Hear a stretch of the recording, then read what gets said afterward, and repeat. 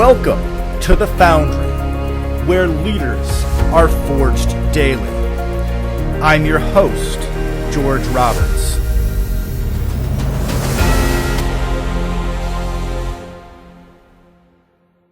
Welcome back, entrepreneurs. Today, we have Chris Roberts, founder and CEO of Sterling Rhino Capital. Welcome, Chris. Thank you so much for having me. I must say, that is a fabulous last name you have there. Oh, yes, likewise. With so many people these days focusing on the fairness or unfairness of life, I feel like the message of opportunity could use some reinforcement. And the idea that your past does not determine your future seems to be lost on many young people today. So what can you say to your audience about overcoming obstacles and expanding your horizons as an entrepreneur and as a human? Well, George, I think it boils down to your utilizing your experiences to drive you in life, especially at an early age, versus, let's say, being a victim of those circumstances or environment. And it could be, you were a kid and you got bullied, or you didn't make the sports team, or maybe you're an adult and you didn't get the promotion. You have two roads to choose, right? I'm going to use this as a learning experience. I'm going to use it as a positive. I'm going to use it to drive me forward, or I'm going to get angry and be resentful and be negative and never see the opportunity that's out in front of me as a result of that attitude. I mean, it's really, you have a choice. And so I think for me early on, it started at a very young age because I was on my own at a very young age. I sort of had that entrepreneurial bug planted and just saw what others were doing out there and made the choice. I said, I want what they have. How am I going to do that? And then I was fortunate enough to come across a mentor that instilled in me, you need a good work ethic to have those things. And that made sense to me because I thought, well, wait a minute, all I have to do is actually just show up, put in the time and effort and energy, and things will just come. It seemed crazy to me. I thought there was all this fancy college stuff behind it. And it was all this, maybe pedigree behind it. And maybe, let's say, perfect parents or whatever. He said, no, Chris, it's actually pretty simple. If you just show up on time, you put the extra hours in, you leave last, and you just pay attention and learn, you'll be successful someday. And I thought that was nuts. But he was right, because that set the foundation for me to eventually build several businesses and become a mentor and teach others as well. So that's what it boils down to for me, at least in my experience. That's awesome. And that's one of the things that I really love about your personal story. It's all about overcoming, having a great attitude. I mean, just looking right now, I see your background: one life, love and be loved, take risks. These are some pretty awesome things. So I can see that you designed your surroundings to help support who you are. 100%. I think I developed a mantra. I have positive influences all around me. I have a wall outside one of my offices. I have a couple offices. One of them is a sound room, and it has canvas art of all of the volcanoes I've climbed, and some pictures of some influential presidents throughout the years. And I look outside my office doors, there's these French doors, and it's all on the wall right there. And so inside I have the inspirational sayings, but then I have the visual stimulants to remind me of those times when I was the top, right? When I accomplished something great. And it means a lot. There's no time in my life that takes me back to that sort of success mindset as to when I was standing on top of a 15,000-foot volcano or whatever, right after 3 days of slugging through crevasses and stuff. So I think it's important, whether you've climbed mountains, scuba dive, or golf, or even you crochet or whatever you do.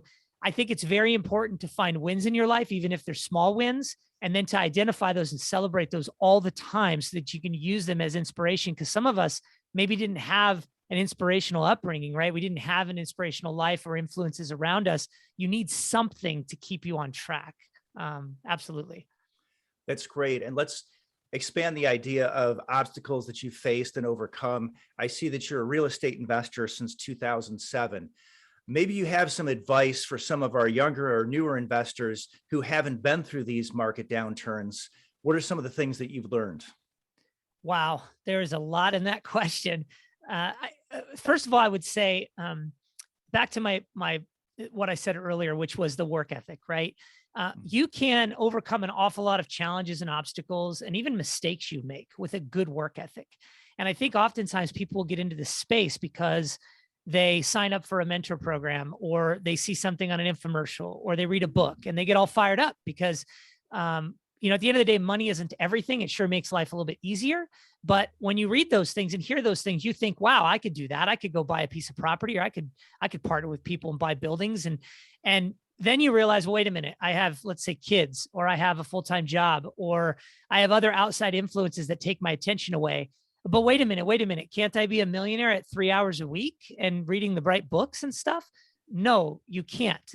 What you don't see with most successful people, be it syndicators, real estate investors, or other entrepreneurs that you hear about all the time, is that it is like that iceberg concept, right? It is, I put a ton of work and energy in early on for years, and all of a sudden I had this successful business. It's not an overnight thing. So I think the advice I would give people coming into any space, particularly real estate, is make sure that you do your due diligence. Make sure that you identify within yourself what it's going to take to go out and make you successful. And that could be as simple as, am I willing to sacrifice the time watching reruns to build my skill sets, right? To hone my craft? Am I going to learn how to underwrite deals, or whatever it may take? But it's going to take dedication. And you may think right now that you don't have the time. You do have the time. You're just not allocating it properly. And it's going to take that dedication at a minimum just to get you started. You do that, you're going to be on the right path. And then obviously you have to continue educating yourself and go through a whole bunch of other processes. But most of all, it's identifying in yourself. Are you a quitter? Are you willing to sacrifice the time? Can you work basically 2 full-time jobs, even though you have a family? And if you can identify some of those things, you're on the right track. I love that. And maybe you can tell us some of the lessons that you've learned going full cycle in your investments. Yeah, 100%. Well, there's a couple of things. Again, it's that pie in the sky. When you buy assets or you're investing in anything, it's the returns that drive us. It's, wow, what can I get for this effort? That's why you get into a room full of 100 people and probably 80 of them are fairly lazy, right? Because everybody wants to be wealthy, or everybody wants success, or wants to own things, but then we don't really want to put in the time and energy to actually execute, right? So full cycle. What's eye-opening about full cycle is that it's a lot harder than you think to get to the end. So Covey has a saying, you begin with the end in mind. I think it was Covey. Maybe it was, I think it was Covey. Anyways, maybe Dale Carnegie, but begin with the end in mind. And you have to be thinking, okay, one, I have to find an asset, or I have to invest time and energy into this thing. It could be opening up a coffee shop. It could be buying a piece of real estate. But understand that there's going to be a lot of work, business planning, execution, team members, things of that sort that go on along the way. And then the exit itself, you're going to actually have to have a buyer. So let's just use the real estate example. You might have to have multiple options to exit that deal, right? Depending on market trends. You may have had pro forma and you hit your pro forma early, and now you want to go to market. Well, the interest rates might start climbing on the market and you have to adapt, right? Do you have to sell to a family office now because they demand lower returns? Do you have to sell to a non-for-profit because they're not going to require taxes on that property because they get an exemption? What are some of the factors that are going to influence your exit? It could be single family, right? Single family is totally different than multifamily. But I found with my experience in single family, while the market's hot, it's great. You can sell anything while the market's hot. But as things start to downturn, you start thinking, well, who is the buyer in this environment? Is it a single family that's going to come in and basically be living paycheck to paycheck and barely be able to afford this mortgage? Is it going to be an investor that's going to use this as a rental? So you have to start really thinking about all of the factors that go into exiting any business. And obviously real estate is a business in a sense, even if it's a single family. And if you're thinking about those things, and even if you don't have the skills to think about them, you should bring somebody on. You'll be okay to exit regardless of the circumstances. One of the things we do when we buy larger multifamily assets is we stress test these things, right? So we stress test them in many ways. One of the ways is we have to have a minimum of a 30% vacancy factor to be able to still pay all the bills, right? Some people go in and buy with heavy debt leverage, no reserves, and a 10% vacancy factor because that's the only way to pencil the deal. But you can't buy deals that way because it's inevitable that something's going to happen, right? You just may not know what that thing is. So I encourage anyone when they're planning their exit to think about all the variables. Maybe you don't account for all of them, but you account for a few of them, because there's one thing that's for certain when you buy properties, particularly. Everything you think when you start is not 100% true. In other words, your performance, your numbers, your plan, all of that is going to adjust. And it's not likely that you're 100% going to hit what you say you're going to do in the very beginning.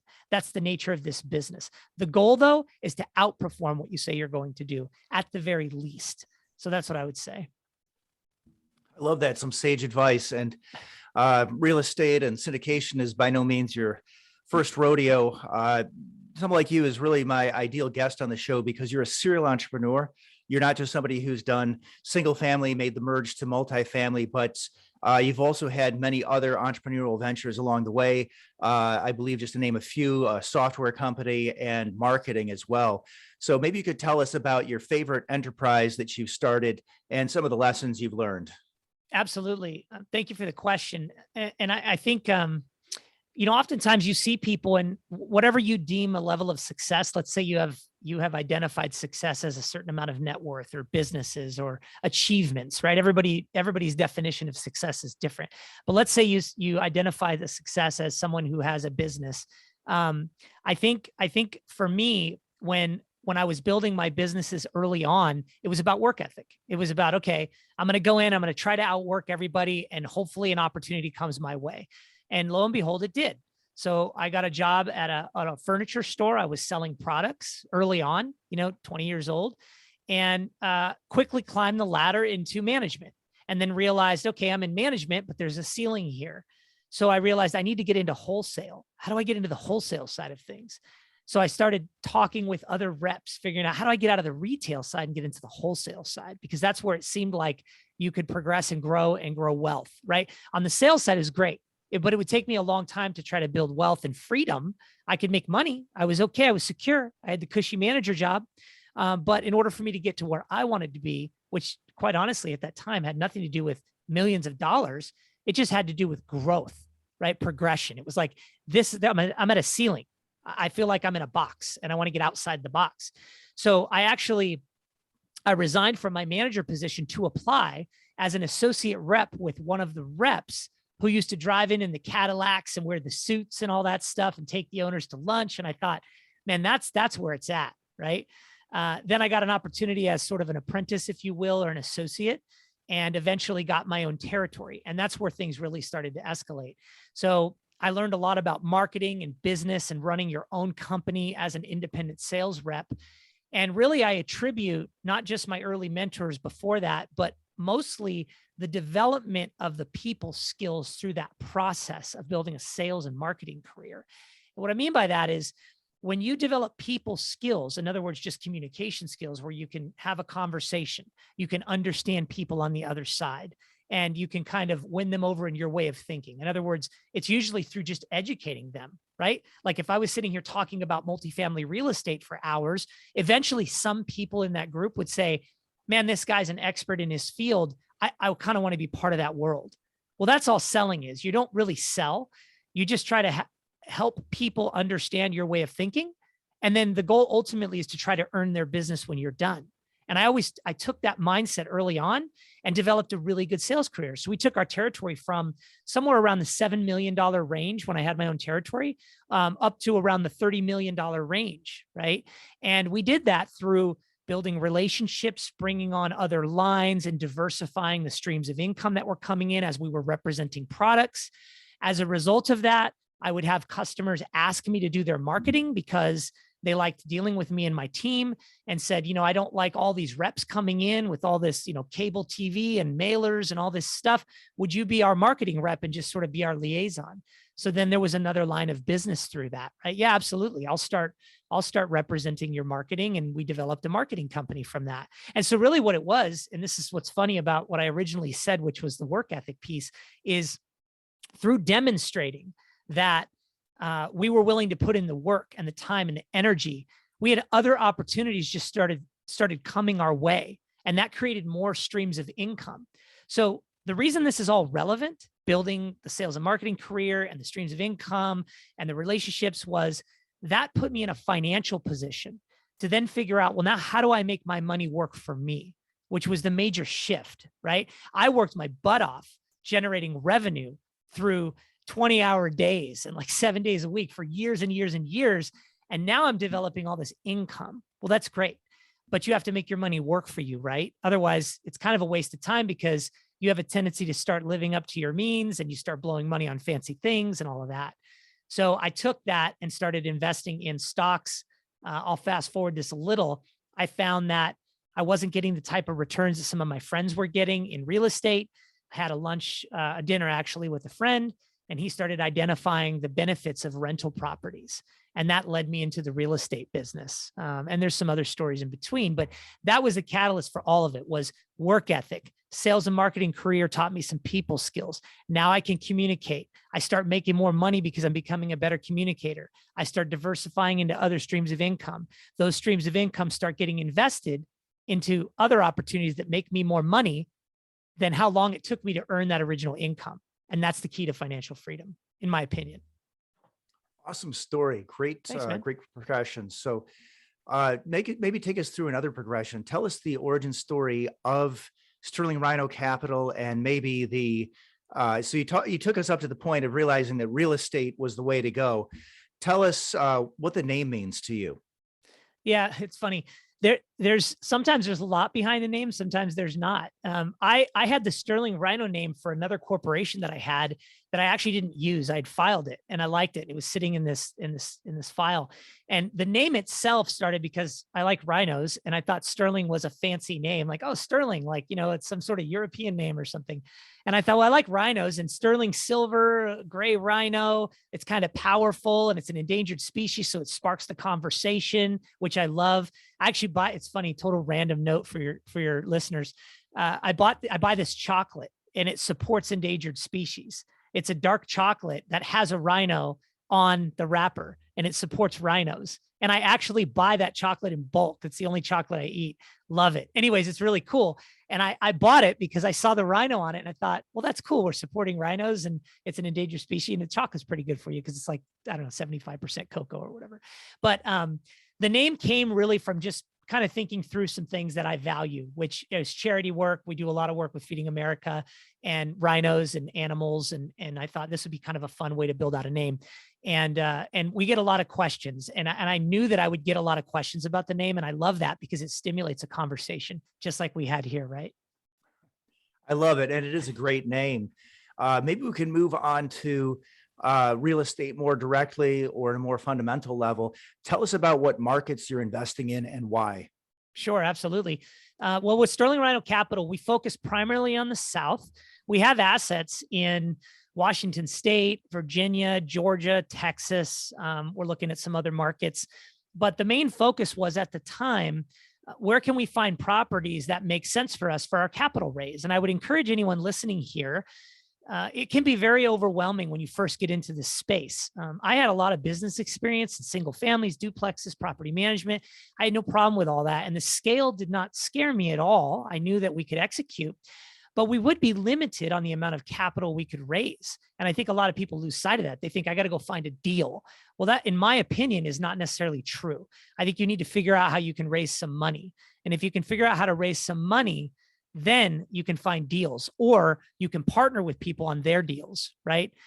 So what we did is we started searching markets where we could find opportunities that we could jump into that were, let's say, between the $3 and $6 million range to get our palate wet. And we knew with our team that we felt pretty confident we could raise the amount of money it would take to tackle a deal like that.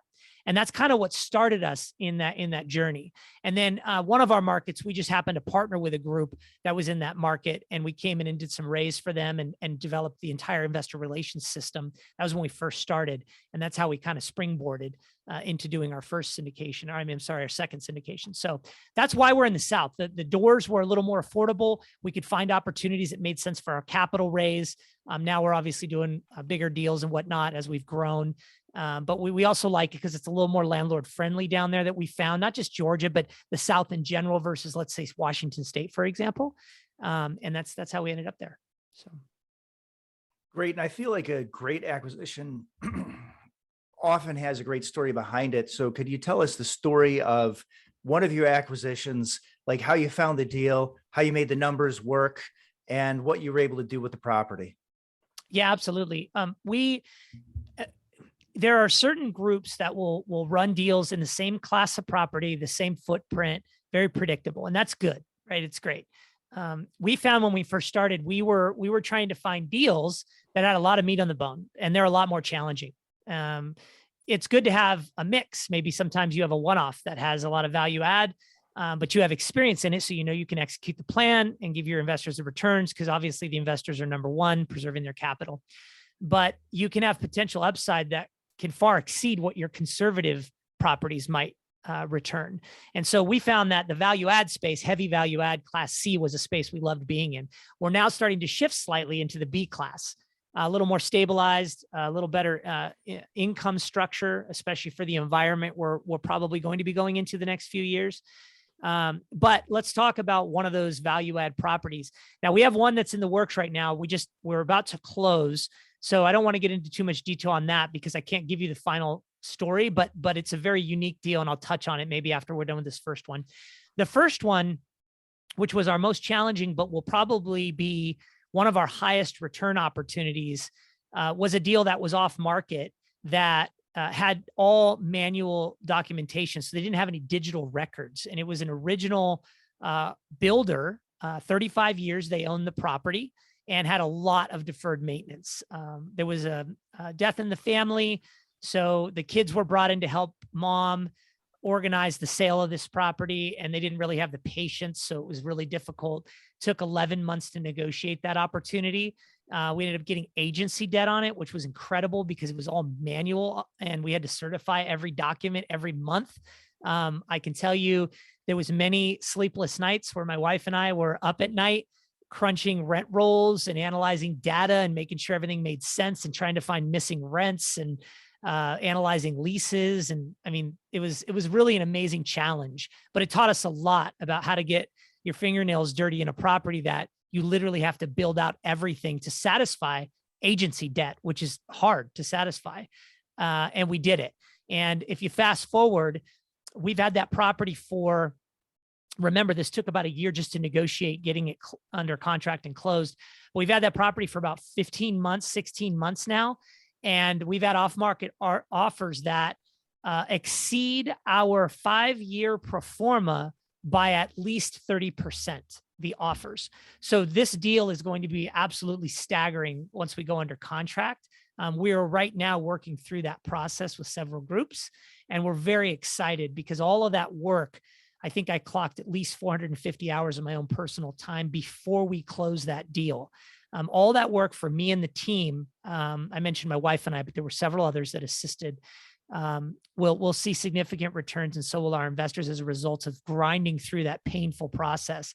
And it just taught us a lot about the value add. Now, what's great is I just literally got a text 2 days ago from our property manager on that property, and it was 3 Google reviews that talked all about how we turned the property around. They're so happy there. They feel safe there. They love the management, and on and on and on. And that's exactly why you buy these properties, is to make it a safer place for people to live and preserve capital for your investors, giving them a great return.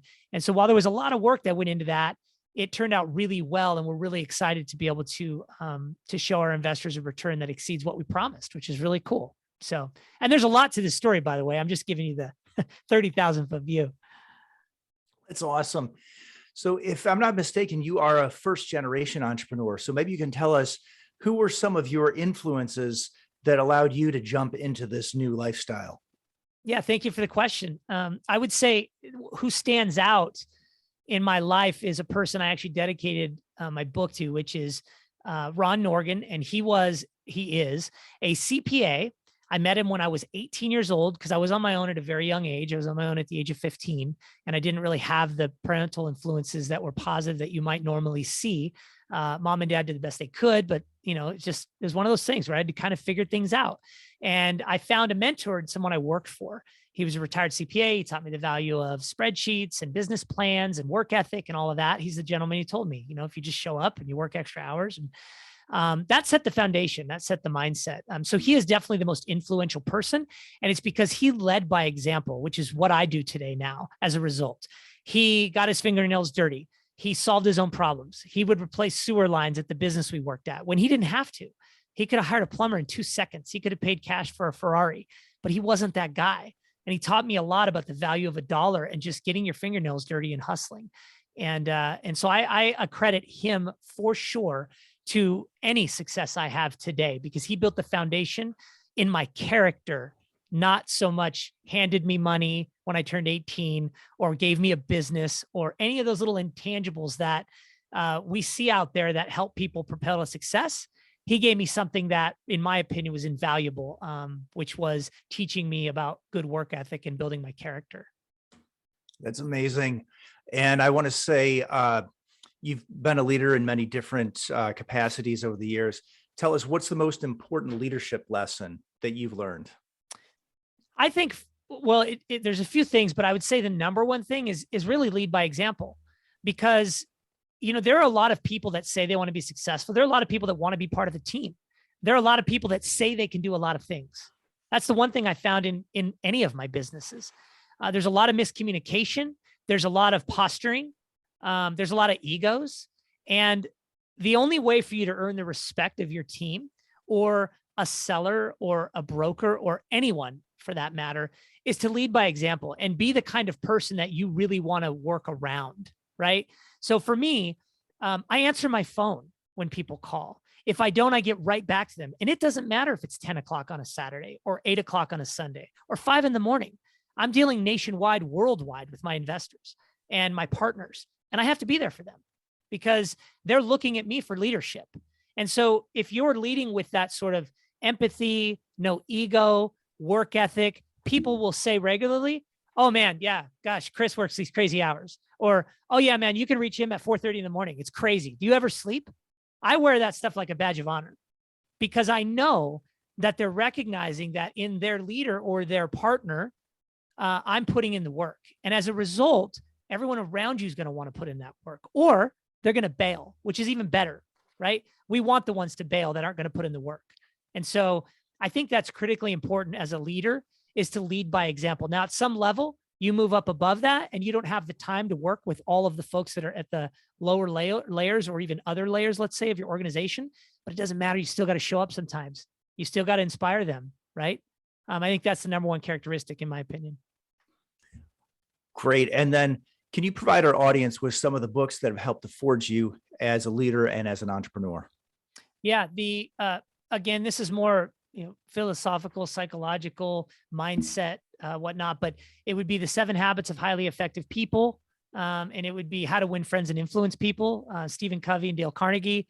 Those two, definitely the most influential foundational books I read. Read them many, many times. There's books throughout the way along the real estate lines. I've read dozens and dozens of them. There's lots of good authors out there. Brian Burke, Brandon Turner, Joe Fairless, you name it, Michael Blanc. They've all written great real estate books and more. Money books. There's The Truth About Money. It's behind me on the shelf there. Love that book. It taught me a lot about how there's misconceptions about money and investing in general, and kind of got me on the right path. Millionaire Mind. I mean, there's so many of them. What I encourage people to do, though, is just identify the direction you want to go and don't lose sight of the mindset piece of entrepreneurship and business. Don't focus so much on going to 50 meetups and reading 50 real estate books and listen to 50 real estate podcasts. That's great, but you've got to leave some room for your mindset, right? Other things that can inspire you and keep you driving, because it's not just about the business you want to be in. It's about getting your headspace right? It's about getting up early, maybe meditating or whatever. So those are things you want to think about when you're educating yourself. All right, great. So at this point, I think I could probably guess what you would say is some of your best advice that you've ever received. Things like showing up, working really hard. But have you ever gotten any really bad advice on leadership, entrepreneurship, or more specifically in real estate, something that you'd like to help people avoid? I think the bad advice, in my opinion, just with things I've seen, is advice that I take and just take action on without implementing the knowledge I've gained correctly. In other words, you hear a lot of stuff and it's almost like you don't know what you don't know yet. So if you take the advice and you implement it in your business and it's wrong, it was likely your fault, not someone else's fault for throwing out their idea. Does that make sense?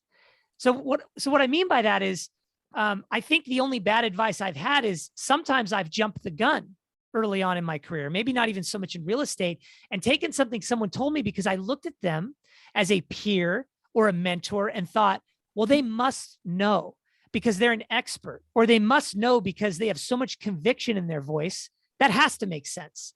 And that is a huge mistake, especially when you're green in this space. It's very important that you take advice and you extrapolate, or you draw out, basically, same thing, the information that makes sense to you based on your education, and then implement those strategies. But take the time to see if it makes sense for you and your model. Don't just do something because someone tells you. Let me give you one quick example. This is an example. I heard a lot when I got into this space, a lot. You have to find a deal. You have to find a deal. You have to find a deal. You have to find a deal. I heard that more than I heard about money, right? And what I quickly realized was, first of all, it's very hard to find a deal when you're nobody, right? Because nobody wants to give you a deal because you haven't proven yourself, right? So how do you prove yourself? How do you get a deal? How do you get an off-market deal, and so on? What I found was more powerful was focusing on building capital. Because if I built capital, I could then go find an opportunity to jump in on, or I could use that as leverage to build credibility to then get the off-market deal, right? And if I would have taken the advice of a lot of people that were telling me that, I would have wasted a lot of time, because I see that in a lot of people today. They're trying so desperately to build relationships with brokers and find off-market deals, and they don't have a capital stack ready to go. They don't even have relationships with equity people or family funds or anything. And so then what, right? So I know that was a long-winded answer, but I think it's really relevant to your question, because I found that through my growth and development, and I think it could really help your listeners. I love it. And you've hit on a few of my favorite worst pieces of advice. Just go out, find a deal. Don't put in all the hard work. And sorry, the second one is escaping me, but I'm telling you, great stuff there. I love it. Just absolutely love it. So let's try something a little lighter hearted. Why don't you tell us the best place to eat or the best entertainment in your favorite markets? So, first of all, I'm a seafood guy, so I love fish. I love going down on the waterfront and eating some of the best local catches, whether it be in Savannah or down the waterfront in Tacoma, Washington, or wherever. Love that. This may surprise you, but I love music. I'm not a big concert guy, but what I do really love is I love Broadway shows. And the reason I love Broadway shows is because I really appreciate the music. I appreciate the skill sets of the actors. And I have a lot of fun going to those shows with my wife. And I was not a Broadway person before I met my wife 20 years ago, but she sort of drugged me into it. And I found that there was an appreciation that developed in me for the skills they have. And there's just nothing like being in front of a live Broadway show, like Rent or Phantom of the Opera or Jesus Christ Superstar, you name it. And just feeling that skill set that they're exuding into the audience. It's just, there's an energy there. You have to be there to experience, right? So it's something I love that I haven't really shared with a lot of people, but I really appreciate that. And I love music. So anything tied to music, I love it. All genres of music, by the way. Awesome. I agree. I would say there's really only two types of music. Learned this from my favorite music instructor, Victor Bordeaux. He'd say only two types of music, good and bad. That's all you got to focus on. So there's going to be some George. good music in every genre, something worth listening to. That's good. Well, I think your whole story has been very awe-inspiring. I mean, you've overcome so many obstacles. You're not obviously somebody who was born to wealth, but you've learned how to generate it. But can you send us out with a heartwarming story from your entrepreneurial journey, from how you've been able to give back or to help other people along the way? Oh man, George, I love this question, and it's not asked a lot. So I really appreciate the opportunity to share that. Everyone has motivations or their why. It could be from a financial background. It could be from a drive to be successful. It could be an ill family member or whatever. My why is really deep rooted into my youth. And it was, when I was a kid, there was opportunities where I had to, and I would say not necessarily opportunities, but challenges where I had to stand in food lines to have a meal, right, with my mom. My mom and I standing there hand in hand, and we're, getting handouts. And I'll never forget that feeling, and I'll never forget how friendly the people were that were handing out that food and helping people. And I think about that today, and I wish I could go back in a way we have today, but I wish I could actually go back to those people and say, you have no idea what difference you made in my life, right? When we really needed it. And as a result of that, early on, that experience, we developed a process where we became enterprise partners with Feeding America. And I wrote a book. We donate all the profits to Feeding America indefinitely, always. We've never taken a dollar of profit. I give them away at speaking events with kids and stuff. I give the books away, but we donate all the proceeds. And today we fed, I think it's 478,000 people or so through that work. Every dollar we donate, Tony Robbins matches through his enterprise partnership. That's how we've been able to escalate so fast into the 480,000 meal range. And we have a goal of 1 million. So for me personally, it's very personal, and it feels very good to know that we're going to hit our goal of 1 million people and support such a great cause. That's how we've given back. But we also volunteer a lot of our time mentoring people for free, whether it be real estate or it be our investors in their financial freedom journeys, or even kids. I do speaking engagements with the incarcerated that have come out and are trying to acclimate back into society. So I teach how entrepreneurship and how to go and get a job and things like that to groups. And that's my way of giving back. We love it. We love it. We're grateful to be able to do it. I love those stories. And I will tell you, I don't think that you have any worries about not being able to go back and talk to those people who helped you when you needed it, because obviously you're paying it forward. And I think that that's absolutely the very best way that you can thank anyone who has helped you. So I see a lot of lessons in this interview, things like that your future is not determined by your past. Just show up, work hard, and eventually you'll be successful. And I feel like this is the sort of interview that really needs to get some airtime. I think there are a lot of people that can benefit these days. Just don't worry. There's a lot of opportunity out there. You've got to find your right mentor, and you'll find your way in the world. Absolutely. And George, I really appreciate the opportunity to share with the Foundery listeners. I think, what it boils down to is, do you believe in yourself that you have what it takes to get this done? And if you say, yes, I do, that's the first part, is identifying. Yes, I do. Okay. Well, what does that mean? Well, don't take no for an answer. You need to get in the way of successful people so they can't help but notice you. And you may be volunteering your time for free. You may be bugging them to death just to offer your time. You may be offering to help.